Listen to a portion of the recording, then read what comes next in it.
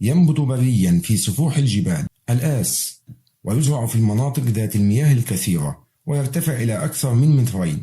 له فروع عديدة ملساء، عليها غدد، لها روائح عطرية. أوراقه دائمة الخضرة، وأزهاره بيضاء صغيرة خالية من الزغب. وثماره عنبية، لها لون أبيض مائل إلى الصفرة أو الزرقة. ويسمى ثمر الآس في بلاد الشام الحبلاس أو حب الآس، وفي مصر وتركيا مرسين أو ريحان الأرض. وقيل أنه كان يسمى في سوريا قفوانذر، وهذا لحسنه وطيب رائحته. وتستعمل الأزهار وعصارة الأوراق والثمار في العلاج.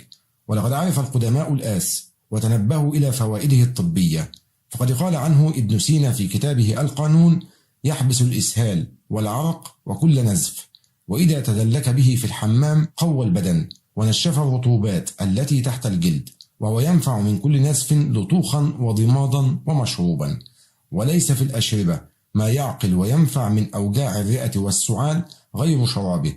وطبيخ ثمرته ينفع من سيلان رطوبات الرحم، وينفع بتضميده البواسير، وينفع من ورم الخصية، وطبيخه ينفع من خروج المقعدة والرحم.